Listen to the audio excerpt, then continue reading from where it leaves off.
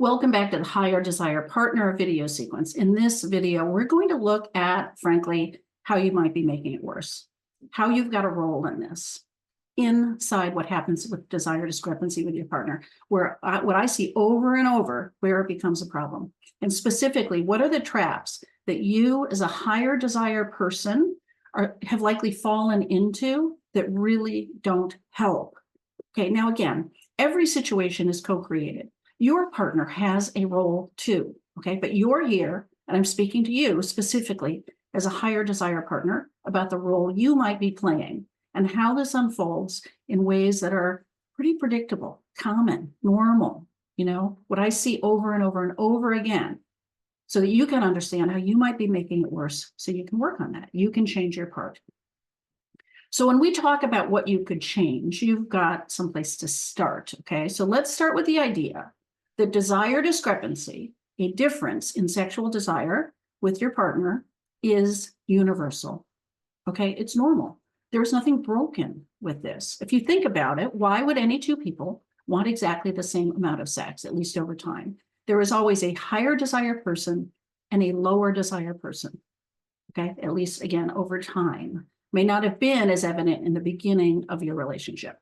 Now, how big that discrepancy is, that's all over the map. And I will say that the bigger the difference, the more challenging it can feel. So it is universal to have a discrepancy. So that by itself is not the problem. It becomes a problem because people tend to fall in these traps around it, okay? Now, the other thing I want you to understand, or one of the other things, is that the lower desire person has the control.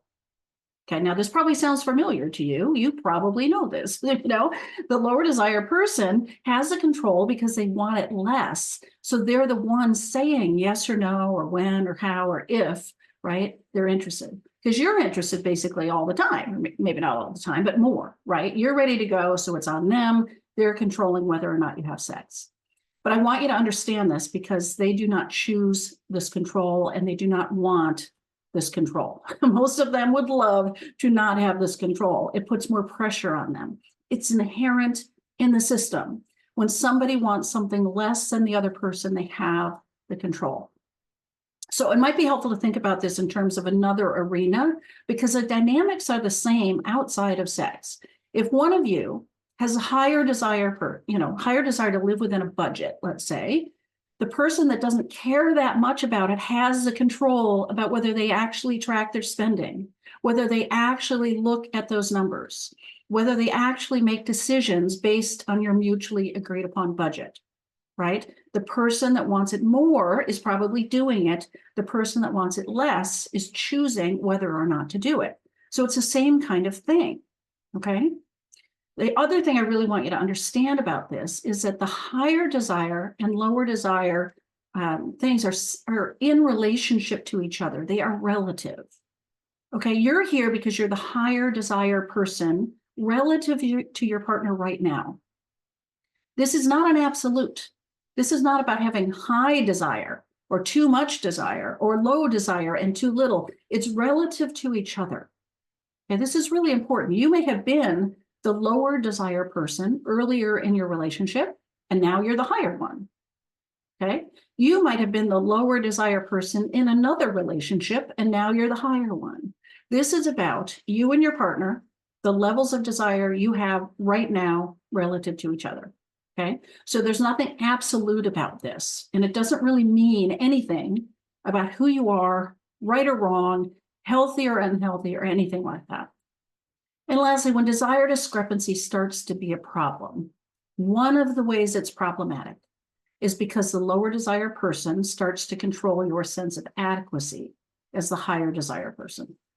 Okay, so this is one of the traps, because if you take their level of desire personally, if you feel rejected, if you take it as rejection, then it means something about you, and that, like, you're not important or desirable, or they don't find you attractive. Then they have control of your sense of self-worth. Okay, this is a problem. Okay, and really, if you think about it, why does their level of desire have anything to do with you? Okay, this is just about how desire works for them.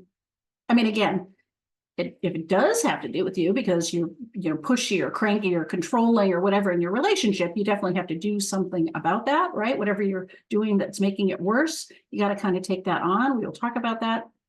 But it's not about who you fundamentally are as a person. It's just about how their desire works. When you take it personally, you tend to become what I have started to call the 7 dwarves: grumpy, weepy, mopey, needy, surly, whiny, or resentful. Okay, I could probably make 15 dwarves, but I picked 7. If this is how you react when your partner has less interest, or when your partner doesn't want to have sex with you right now, or when you propose it, do you think that makes them want it more? Do you think it makes you an engaging sexual partner? Do you think they're thinking, oh, I can't wait to have sex with you? What it's going to do is change the meaning of sex. If you take their desire personally, you become one of these dwarves. It changes the meaning of sex. Now they need to have sex with you to avoid the emotional response, so that you just won't be pouty the next day, or mopey or needy or surly or whatever, right? They need to have sex with you so you'll feel good about yourself, or they need to have sex with you so you feel good about the relationship and know that it's okay. None of that is helping them want it. It is reinforcing them having sex out of some sense of obligation. So this is a problem. This is one of the traps, taking it personally. And I get it's much easier for me to say, stop thinking that way, than it is to do it. But I really want you to invite you to detach from this idea and just think, my partner has lower desire. It works differently for them. Okay, we're going to get into that in a future video. There are real obstacles at play. Okay, it's not just about me. This is something we can work on together and stop turning into one of these dwarves. Now, it is also a trap to think that they are broken. Okay, now I will tell you, most of the couples that either come into my therapy practice or into the Intimacy with Ease program think that the lower desire person is the problem. They're the one with the problem because they don't want much sex. The lower desire person often feels broken and ashamed and hopeless about that. And often you, as the higher desire person, also think it's their problem, instead of realizing that there is no level of desire that is normal or right or healthy. Everybody is different. There are going to be legitimate obstacles for them. I can promise you that, okay? There are obstacles in the way that make sense. And at the very minimum, the dance the two of you have around desire discrepancy is not helping, okay? There are other ways of accessing desire. We're going to talk about that later in another video. Sometimes desire just works differently for them, okay? So going into a situation and thinking that they are broken, thinking that it is their problem and it's just on their side, their job to solve this, is not an empowering place for them. It does not invite them into a process to make this better. I really encourage you to see this not like they are broken. There are legitimate things going on. There are things we don't understand.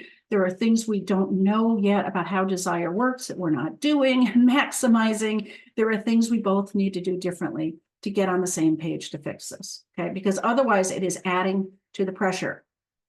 Now, there is pressure in desire discrepancy no matter what. You cannot get away from that, because there is pressure when somebody wants something more, but you don't have to add to it. You don't want to be pressuring. You don't want to increase the stakes that your partner is feeling. Okay, you don't want to be threatening. You don't want things that increase the pressure on your sex life that are not going to help, that are just going to make more and more of a sense of obligation.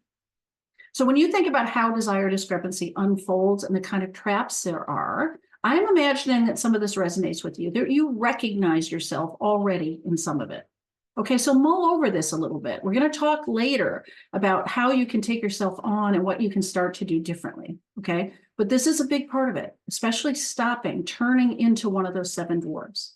Okay, and thinking that your partner is just broken and somehow this is all on them. In the next video, we're going to talk a little bit about why sex out of obligation is so deadly. And we do not want that. Okay, we've got to focus on helping your partner want sex, not just getting them to have it.